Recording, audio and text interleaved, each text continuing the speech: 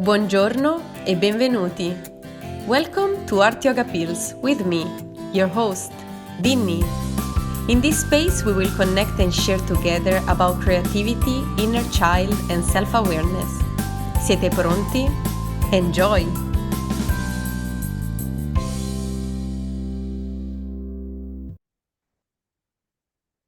Ciao a tutti, Kia ora, and welcome to a new episode of Art Yoga Pills. Today I'm not alone. I have with me a very special guest. Welcome to Rudo Greissworth. I hope I pronounced it well. Hi, Tenakwe. It's really nice to have you here. Thank you. Good to be here. Honored. And what I would like to share with everyone is just like a brief encounter that we have with each other, like you sharing with me that you were doing podcast and me being inspired from you to initiate my own. So I'm actually really pleased to have you in the space with me and see how we can possibly even co-host this episode while I'm discovering you and hopefully inspiring others to navigate even this realm that is podcasting and doing it together. So thank you so much, Rudo, for accepting my Mm, invitation. yeah, and it is a wonderful world. I would encourage anyone who wants to do it to just do it. Absolutely. I'm still finding myself quite intimidating by this Mm. opportunity, but at the same time, it's so grateful to have opportunities to meet other people and diving deeper into what their themselves and their world is about. So I'm really grateful that today is gonna be, to me, all about you. And to begin our sharing, I would like to ask you the most possible simple question yet challenging sometime to define ourselves through this question, which is who is Rudo? If you would like to share with us today. Who is Rudo? Well, the direct translation of Rudo is love or the loved one. So I like to think that through gifting me that name, I embody an aspect, a facet of love. And that part of my life's path is to explore what love is to me and how I can be love and learn from love and be in active, loving presence. So I think that's a good chunk of who I am and how I show up in the world. Wow, Yeah, so wonderful to discover how a name can carry such a big power to absolutely. eventually even defining or deciding if this name could define part of who we are and our mission in this lifetime. So thank you for Mm-hmm. sharing that. Mm-hmm. Yeah, I'm a big fan of the concept of a name being part of your destiny. And wow, I want to acknowledge. May I ask you from where it comes from, your name? Yes, it's a Zimbabwean name. One of the languages of Zimbabwe is Shona, and the birthplace where I was born and my parents were teaching was in Marewa, Zimbabwe, a small rural town. But I actually was born in Harare, but the it's a traditional name, Shona name to give to a girl. So lots of people in Zimbabwe have an auntie or a sister or even named Rudo. So when they hear when I introduce myself to Zimbabwe, it's always they know that name very well.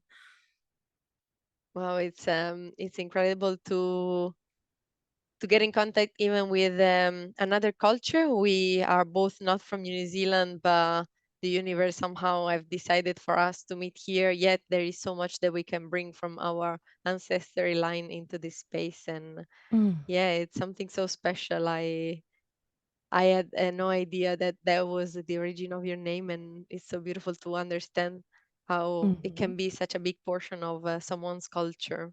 Totally. Yeah. And as I briefly mentioned, our introduction was through friend in common that was celebrating podcasting, and that led me to know you, and hearing it just a little bit about you and your journey, and using now this occasion still with podcasts to dive a little bit deeper into this realm through your own personal journey and experience, and possibly discovering you and getting to know you better, and inspiring myself and whoever is listening to your own journey in connection with this really modern way of coming into the world and sharing our voice with it. True. I feel the same way. I'm excited to see what unfolds. So I guess that my question is initially about that. I met you in a point in your life where you were already where you already established, let's say, in your journey with podcasting, and I wonder how that came into your life, into your journey, and what was possibly related to it, and feel free. I know that you are also really well connected with an aspect of yourself that is an artist. So I Hmm. wonder also if that was a connection that is somehow related with podcasting, or is two different portion of who you are as well. Oh, I think everything's connected for sure, for sure. Um, the podcasting journey, I guess the genesis is probably something related to just wanting to be seen, wanting to be heard. I kind of came out that way, and I can see it in my trajectory as a young girl being in performance, in plays and choirs, in I got very competitive actually in high school with performance, and I became interested in radio broadcasting as an area to compete as a high schooler. So I kind of imagined myself on the airwaves at some point, but then fell in love with visual arts, and it kind of just lay dormant. It wasn't like I intentionally turned away from it, but um, creative and visual arts became my true love, and I went into a school that allowed me to study liberal arts and philosophy, but also studying at a conservatory and being engrossed with the arts. So I did a little bit of recording and singing then as well, but again, just on the periphery, just taking advantage of being in the right place at the right time, not intentionally carving out a specific um, purpose or role or title or status. I think being an artist means that you're really committed to the experience of things rather than, and I mean, this might not be universally true, but I certainly believe that artistry is rooted in being present. So it's not necessarily driven by needing to tick a box or be, part of a higher elite status. You're just there. You're just experiencing and expressing. So um flash forward to maybe 2016, being in New Zealand for 10 years, being in deep friendships with really wonderful leaders and thoughtful souls. Dylan Steeples, sorry, was doing a podcast of his own around plant powered lifestyle. And he interviewed me. And that was the first time that I saw how um, possible it was. He brought his laptop to my house, he brought his microphone to my house, and we sat on my bed and talked. And suddenly, these magical moments were transcribed into airways and an MP3 and an actual podcast episode. And the experience of being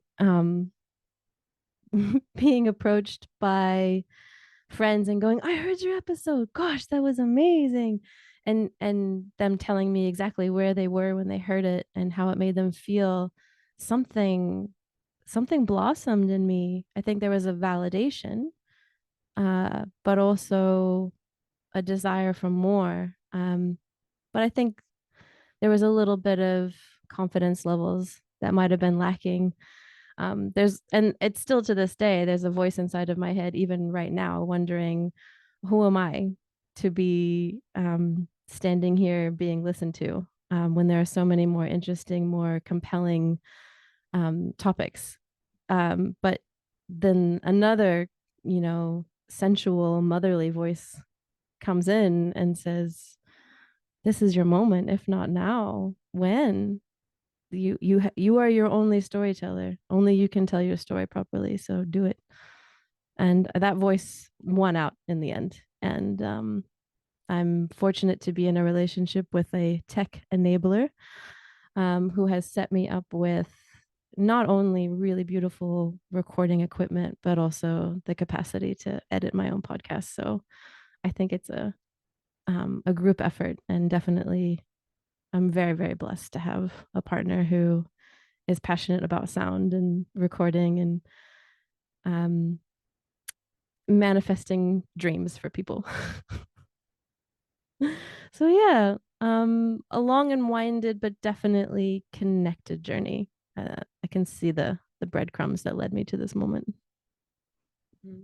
That's a wonderful journey, and I'm really pleased to actually have the time and space to witness it with a little bit of depth. That one that we had the only night that we shared together. So to dive into another layer of getting to know you and your journey through the point that you are standing right now, and my curiosity is especially around the aspect of yourself, to questioning yourself and your worth for what you have to share with the world. And I'm having my same doubts. I'm really enjoying to have this opportunity to get to know someone better. Yet is always like that little aspect of myself questioning, would I have the right question? It will be interesting to spend time together, Mhm. and still having my own doubts. And I wonder if you could share possibly a little bit more about yourself, and possibly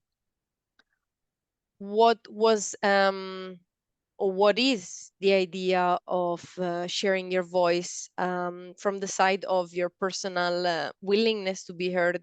What was the message that wanted so long to sorry, was longing to come out, and possibly uh, yeah, be embraced by whoever had the chance to get in contact with your voice, and taking the time to listen to it.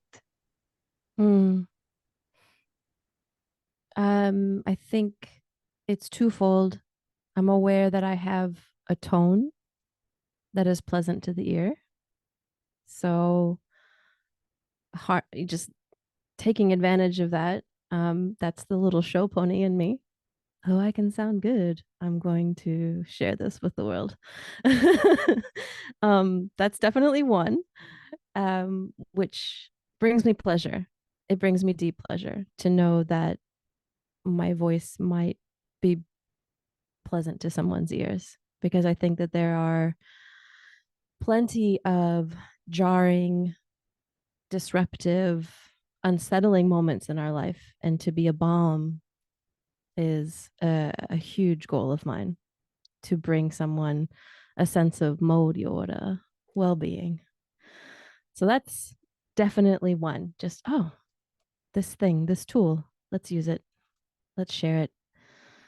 And then part of my personality is such that I like to look at phenomenon or ideas through many, many angles and come to some sort of, maybe not universal truth, but a wide enough landscape of truth that it's pleasant to discuss and that it can resonate. And I have a lot of opinions and a lot of ideas and a lot of desire to know the why behind things. So using my voice usually is around uncovering a more nuanced, a more deep offering to how we view the world. And that's definitely a really important part of my work, is that I want to go deeper, and I'd like to do that with people. Yeah, so I definitely have my favorite topics.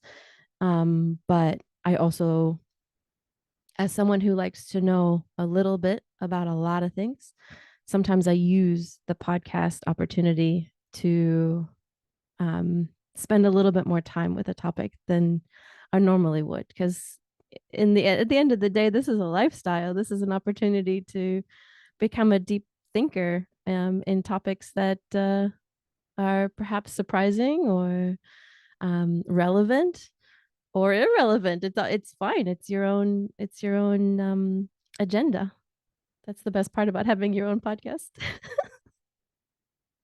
Absolutely, yes, and deciding what we wish to share with the world and how to do it, and possibly be such an interesting thing that it will give a sense of belonging, even in from the listener point of view, knowing that we Mm, can keep them company, although we will not be physically present with them. Yet there is a part of us that is there to be with them and keeping them company in whatever they are doing during the yes, day or the evening. absolutely. Yeah, that companionate um, offering is big. And for me as a host, I enjoy being able to have these excuses to connect deeper with someone. You know, there's so many interesting people in this world.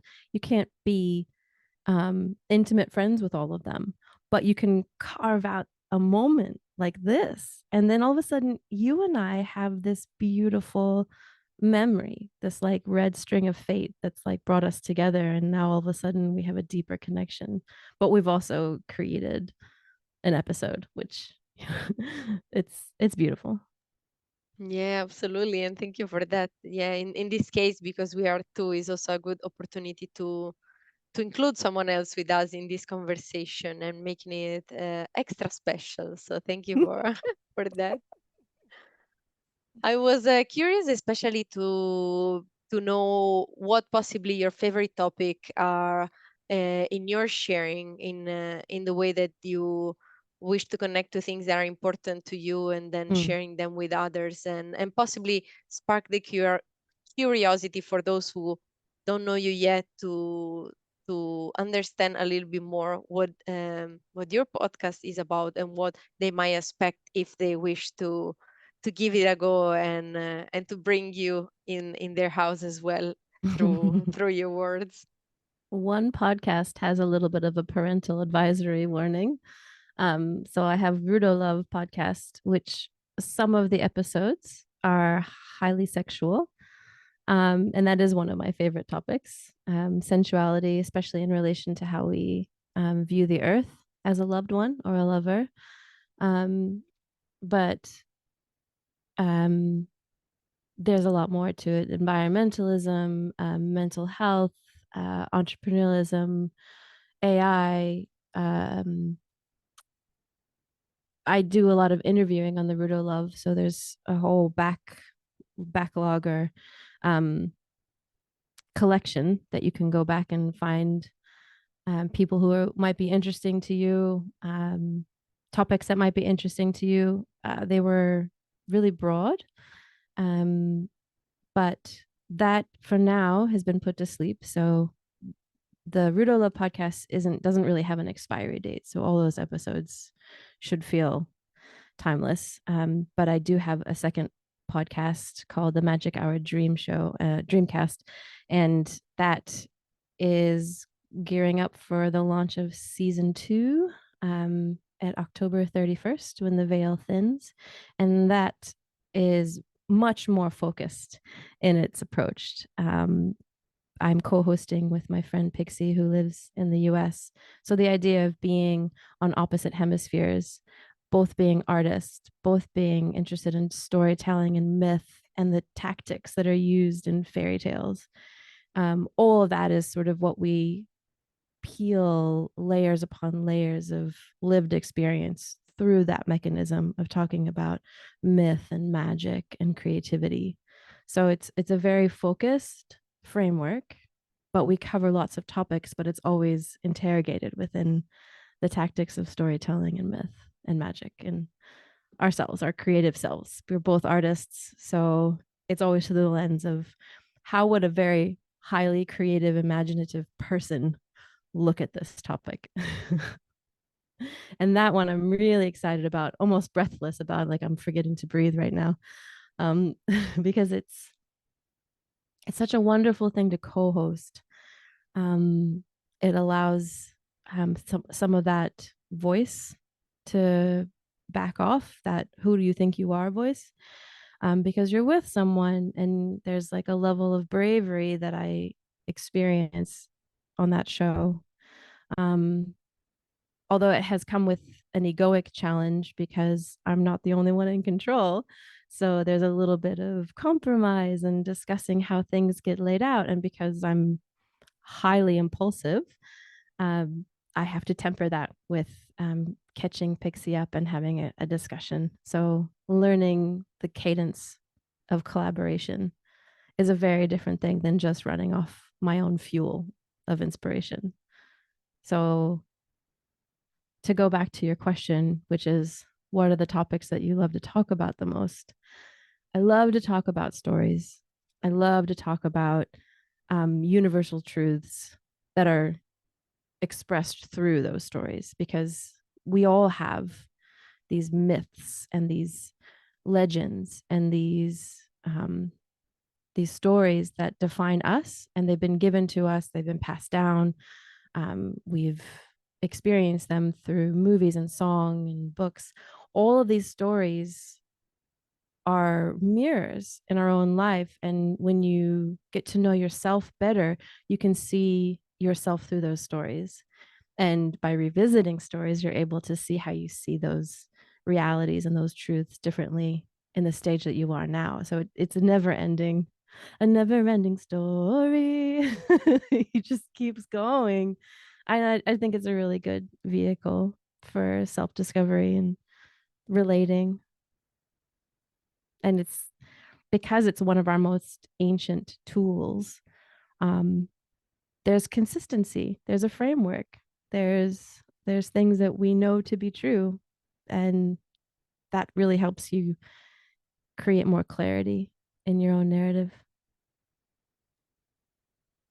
Wow, I really want to embrace the wide range of things that you are curious about, and also the duality of having a place to express authentically what you wish to, yet another one that is contributing to feel more empowered, but sharing the experience with someone else, and noticing how we can find compromises to make these things happening, with more than just like ourself and our creativity and our pace of work, and sharing, and connecting all at once. So wow, really want to acknowledge you for this. Thanks. Yeah, it's juicy. Another thing that I'm really curious to know about you, and feel free even if you wish to keep on sharing about what we just shared, to redirect the focus towards the topic that filled you up the most. But I'm also curious to understand a little bit more about yourself as an artist. Oh Artist yeah. is one of those things that is quite hard as an artist myself to talk about, because it's Mm, always like, once again, sometimes feeling the need of having the this label mm. defined by someone else, even through what we wish to express, and wanting to know from your point of view, how do you connect with yourself as an artist, and what makes you feel alive when you connect with that, despite of what those labels are telling us, or not telling us about ourselves. Yeah.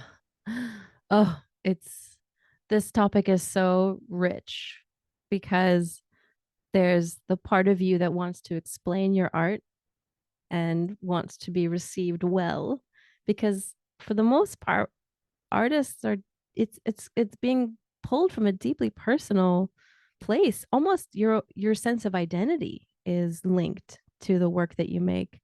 So there's a tenderness when you're explaining your art to other people, and I hope that my deepest hope in the totality of our conversation is that someone listening to this who may be thinking about how to communicate in a more constructive, more generative way to their artist friends is to remember how tender those conversations are, especially when you're getting to know someone and you're like, oh, what kind of art do you make?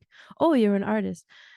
That threshold, that doorway, just please remember it's so tender. Most artists are not filled with such high levels of confidence that they won't be impacted by your reaction. So for me, to be well received with my art is really important.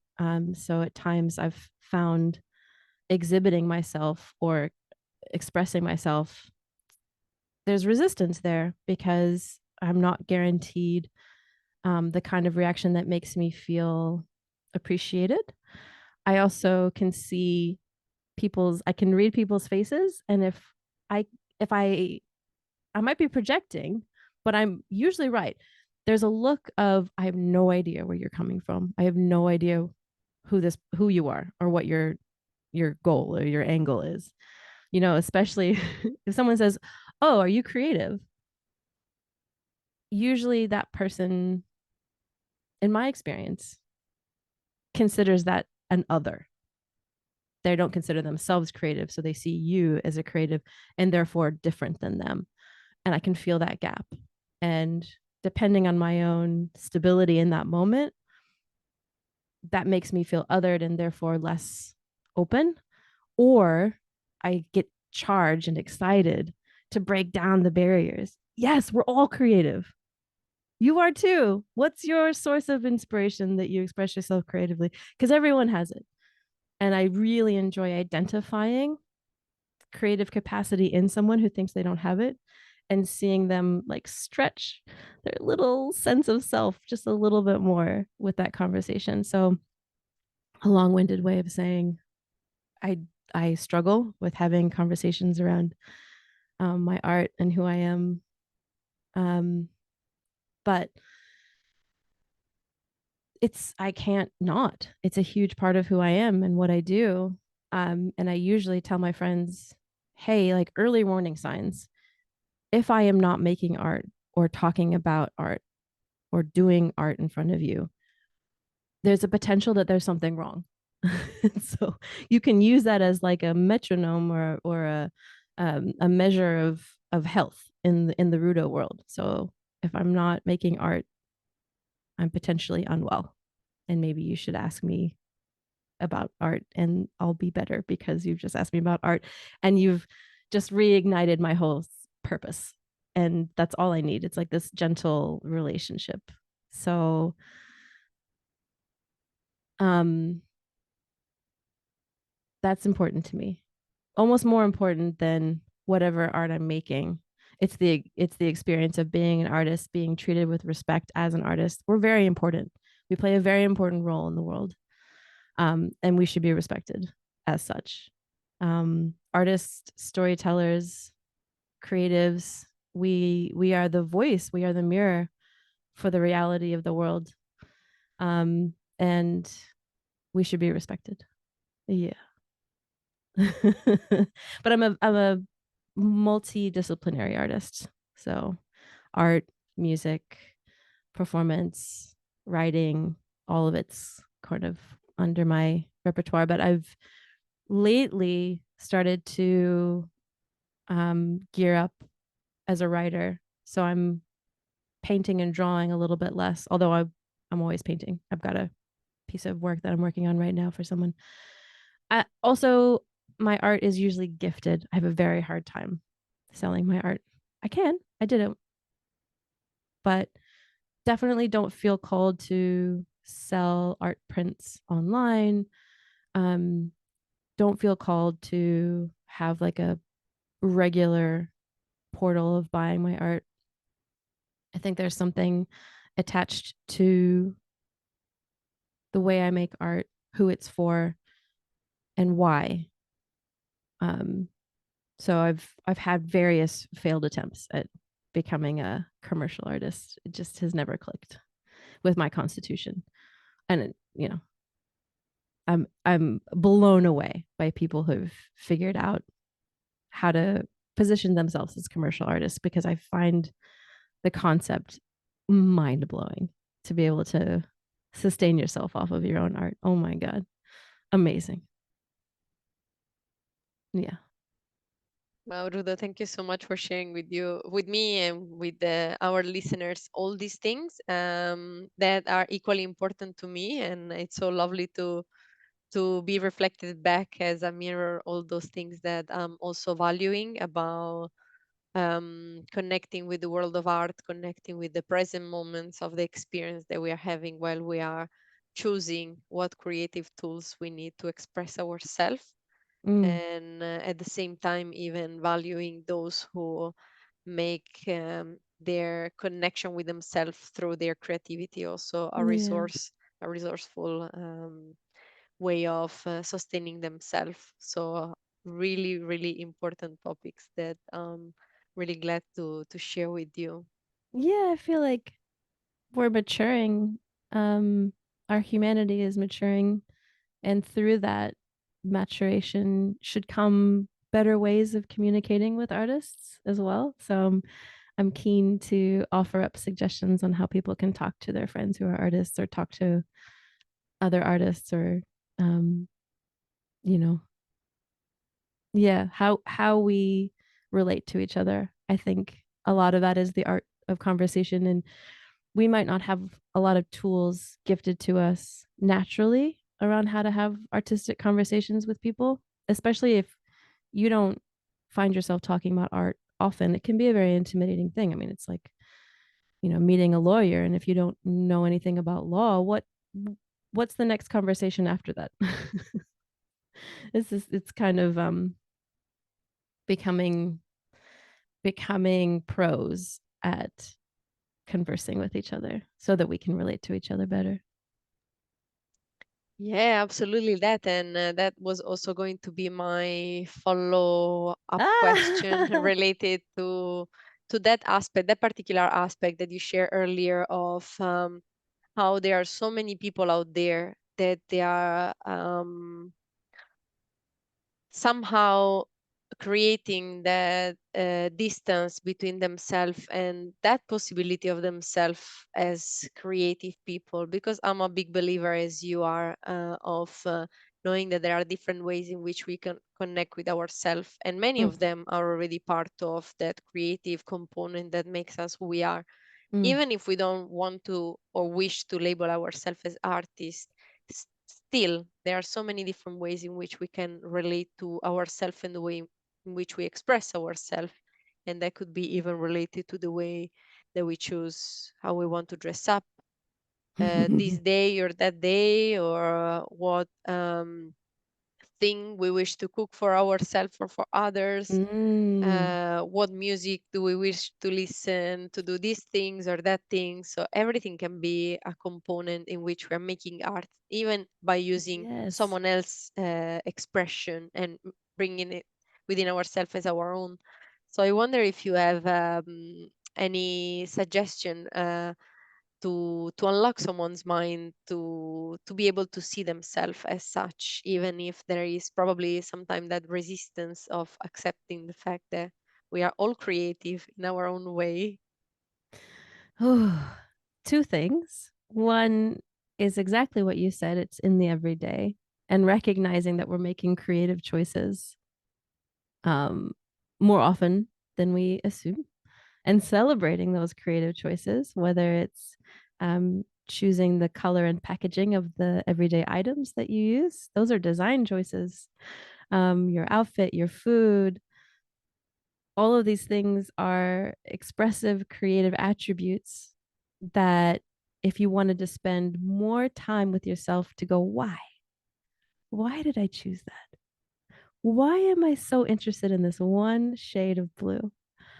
Why do I love clouds? Anything with clouds on it. Why? And that moment is a wonderful opportunity for expanding what you think you are. And and for me, it's just my role. Like I'll be with someone and I'll point out to them that they've made an exceptionally good creative choice. And I'll point out, okay, since I've been hanging out with you, I have noticed that you have a really keen eye. And I'm feeding back to them a little bit of a extra dimension of how they might perceive themselves and how I'm perceiving them. And I'll play with that, because most of my creative interaction with someone is geared off of the back and forth. It's the call and response. So I'm an air sign. I'm very social, so I'll play off of what I'm given back. So it looks different depending on the person, um, and the context. But I think the other thing that everyone can do is consider what design choices have been provided for them in their everyday world, whether it's considering the architecture of their house and what era that might be a part of, considering the architecture of their city. What's the layout of their city? And does it fall into a design? Is there another sister city that it's attached to? And how does the design of a city reflect how people exist in that city? All those design choices are part of the creative process of just being more aware.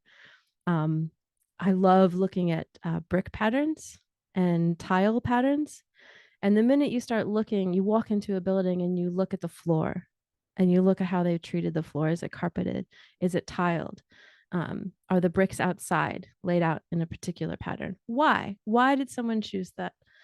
All of those design choices that we take for granted because we have to just move through the world, and we're highly we have a certain amount of time to look.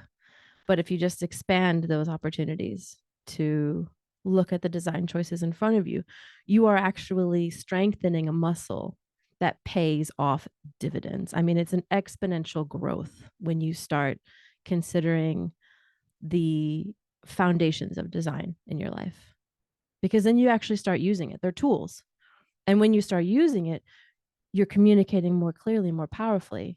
Symbols, everything that we do is either a conscious or an unconscious design choice. The words that we use, um, the way that we write out a letter, even the way that we space out emails, everything that we do is a design choice. And this is such a wonderful exercise that everyone is participating in, either knowingly or unknowingly.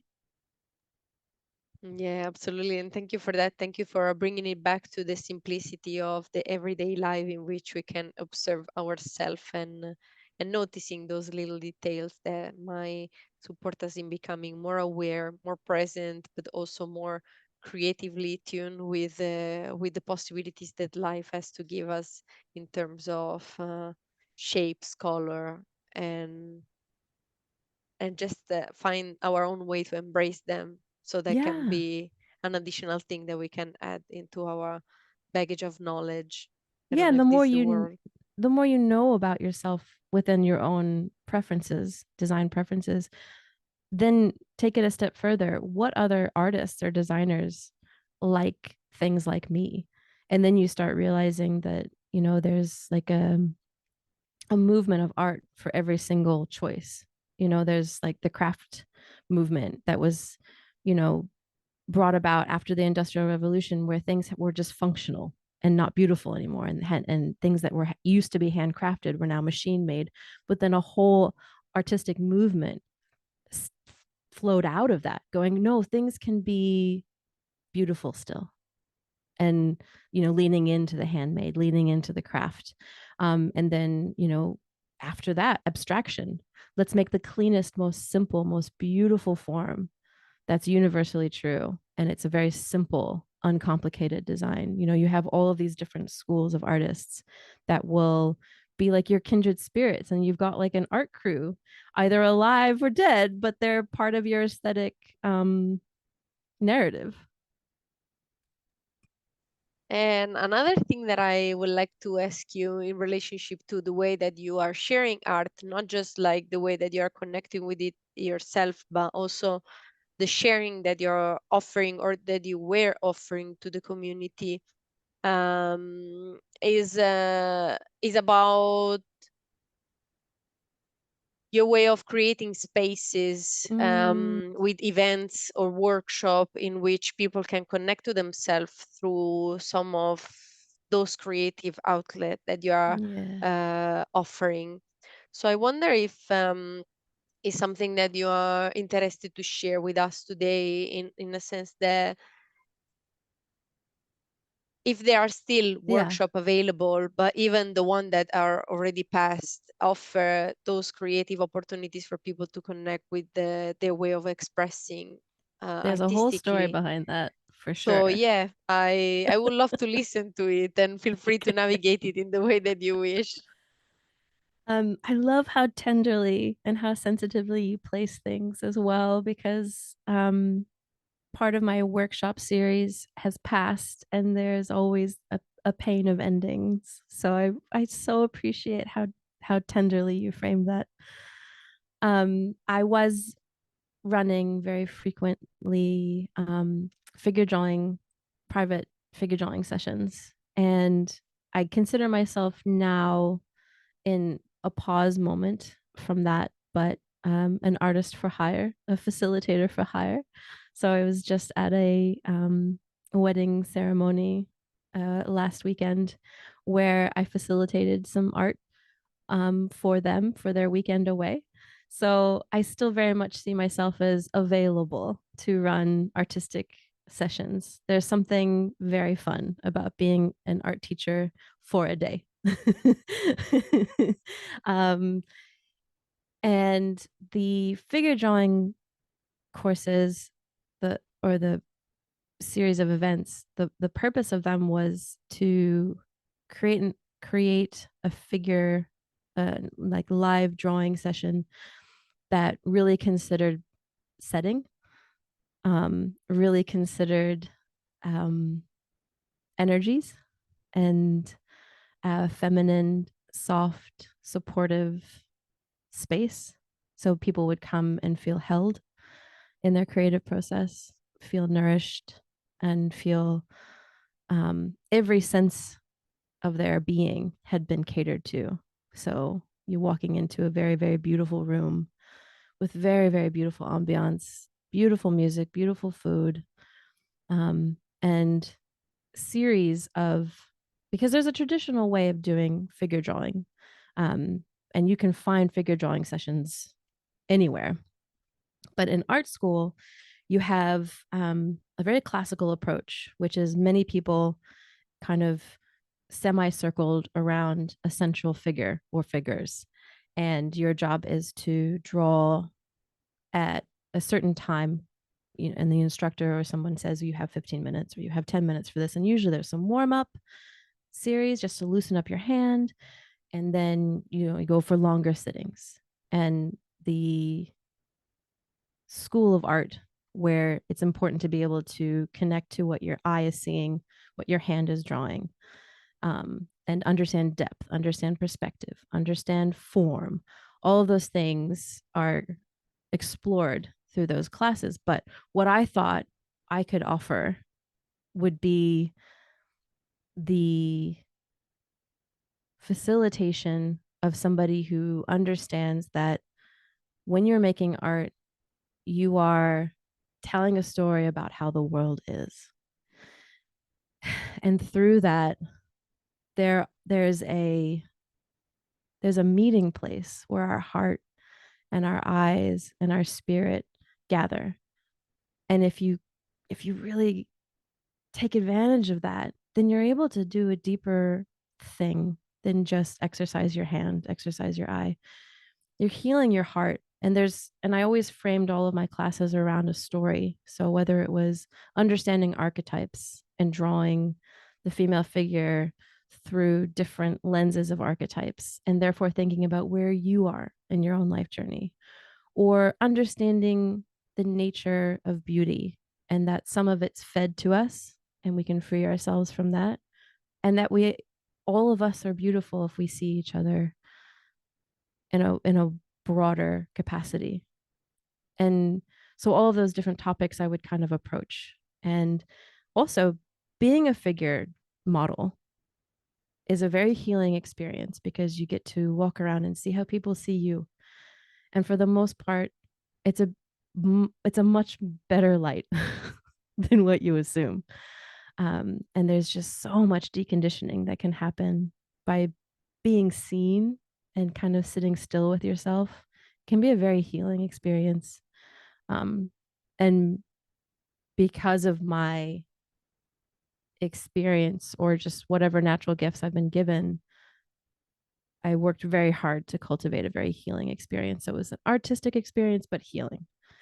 Um, and I always say that the process is way more important than the final product. So I paid particular attention to what I was saying while people were drawing, what messages I was giving them, so that yes, part of them is focusing on what they're drawing, but then the back of their head, they're hearing very nourishing pieces of information that I'm dropping in for them. And then I love the comms. So I, send out the playlist that I used because every song is part of the narrative of whatever topic I was covering. So each song had been lovingly hand selected as part of the experience. So the playlists are really special to me. Um, yeah, it was a really amazing chapter in my life. That studio is no longer there. That setup is no longer there, but I could see myself in the future reinvigorating that. Although at this point, I think I want to be a participant more than a facilitator. This is the era of just um, nourishing myself. um, but I like the idea of just throwing it out there. Hey, universe, I'm a facilitator for hire. If you want me to run a session with your people, I can do that. Thank you so much, Rudo, for that. And keep discovering you and your offering. My next question for you is, apart from the podcast that you mentioned that will come out, the new one, the new season on the 31st of October, is there any other occasion that people might have to be in contact with you, either in person or through your voice, and having those opportunity to keep on creating those connections with you as well, or be inspired by your sharings? um, Storio has put together a series about sexual wellness and sexual health, and um, I am in there. So I'm really excited to plug Storio as an offering, and to also say that yes, my voice is in there. And I don't have anything upcoming or anything planned. I'm very much in discovery mode. So yeah, I'm available. Yeah, and saying that also, if people wish to know for the future, also what will might come and become available to them as well through you, is that every link to get in contact with you will be shared in the description of this episode, so that they might not miss a chance to get in contact directly with you and creating more opportunities. Yeah, my link tree has a contact form. So that's a pretty low stakes way of getting in touch with me. Perfect. Thank you for that, Rudo. And arriving at this point of our conversation, I'm just wondering if there is anything else important that you wish to share and be acknowledged in the space that we might not have touched yet, but still there is the opportunity, if it comes to your mind, that it could be possibly expressed in this space. Yeah, one thing that I think is very important, little piece of advice that I like to give everybody is if you are around a child that is making art, that there is a very tender and respectful way of asking them to tell you about their art. So try to avoid, what is that? Or, oh, I see you've made a tree. Um, because the richness of talking to children about art is letting them tell you their story. So, the best way to talk to a child, or anyone for that matter, because we're all inner children, is tell me about that. And then you get to hear a really good story, and you haven't boxed them in and you haven't insinuated that they haven't made something representational or successful. You're just asking for their story. Tell me about that. Yeah, and I want to embrace that as well, to increase our capacity to be good listener. There is Mm-hmm. a tendency to constantly support with words what someone wants to share or what someone might not want to share, yet even cultivating our ability to be there and to um, having our ears open for connection is also a way of connecting that doesn't necessarily needs to come through verbal communication, but can Oh, also yeah. come through another of our senses that is just there to enrich us as well. So true. So true. And I guess that because we were just talking about empowering, I might be ready for my final question for you. That it could be a three-part question, but take it as you want, embrace it the way you wish, and even just like using it as a one uh, way sharing. But my final question for you, it could be around a possibility to keep on connecting with whoever has been listening in the space, but also connecting with each other. And my request for you would be if there could be three empowering messages that you might want to share with us today, no matter how small or big they are, and using them for ourselves as a reminder of something special that we can still allowing ourselves to listen and to embrace. Mm, I suppose I could frame it from these. This is my personal philosophy and the things that I hold dear. Take it or leave it. um, I believe that the key to an incredible life is linked to our senses.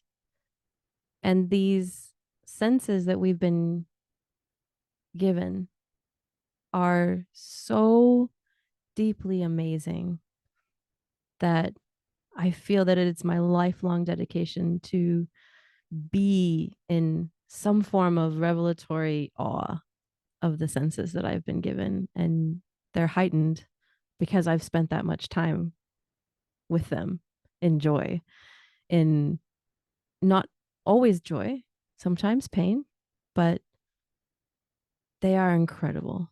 And truly, that must be why we're here, to just experience and to have senses. Um, and I suppose I would like to offer permission to anyone to lean into their self expression, whether it be to wear um, a more outrageous outfit than they think they deserve, or to be more vocal than they think they're allowed, or um, to share their work with others. There's permission. Sometimes we need to realize that the culture we live in requires deep bravery, and we can offer permission to ourselves and for others to share more treasured parts of ourselves, because the sharing is also a deep gift. Yeah. Thank you so much, Rudo. This is one of the my favorite part of this podcast. I'm using this as a possibility for myself to embrace really good reminder that could make a difference in the way that I perceive myself and my daily opportunities. So thank you so much for sharing them with us today. Beautiful. Can I ask what yours would be in this moment? In my nobody asked me this question before, so I never had the chance to reply to that. But I guess empowering messages, one that comes to me is being kind to ourselves. Mm, Um, There's something quite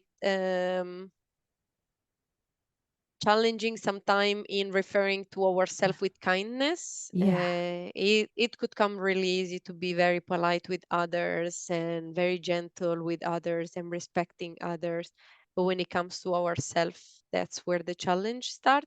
And over Yes. the years, I guess that having had the time to cultivate a little bit more of self-love and self-care had supported me even with my internal conversation to create space for kindness to be there in the same way that we do maybe more easily with children, especially to Mm-hmm. have the same type of conversation with ourselves and see how it can be different to pick the word that we wish to use even towards ourselves when challenges arise. Mm. Yes. So yeah, I think that this is the first one. I don't know if I have three myself as well, but this is definitely one that I find quite important to discover myself through a bit more conscious communication that I can have. Mm. I love that. Self-kindness is so universally needed. Yeah, and thank you for asking me this question. I found myself like, and before start judging, I was like, okay, let's use it as an opportunity. I also don't need to be prepared for this type of sharing. So Yeah. why not to make this a surprise for myself too? So thank you for the opportunity. Yeah. And thank you for this time that we have had together for sharing. It has been a pleasure for me to dive a little bit deeper into your journey and have the chance to bring it to life for today so that possibly might inspire others as well. It makes a difference to themselves in the way that they are It's approaching you. wild. Wild being on the other side of the interview process. Oh, but I'm glad that you give yourself the chance to try it out, like to swap roles and see the Mm. feeling of being in the present moment and yet tune with ourselves to allowing things to flow naturally. So thank you. I am so pleased you invited me on. Thank you. Thank you. And thank you for everybody who had taken the time to listen and be inspired by Rudo and myself. And as mentioned, everything to give you the possibility to connect with Rudo will be available in the description of this event. But at the moment, I'm wishing you a really wonderful day, and I'm hoping that we will keep inspiring you in a way or another. So thank you. Kipai tora arohanui. Bye. Bye. Grazie per averci fatto compagnia. We hope you enjoyed your time with us. If you wish to stay updated and connected, visit us on our social media channels and our website www.artyoga.co. Ci sentiamo presto. Ciao! See you!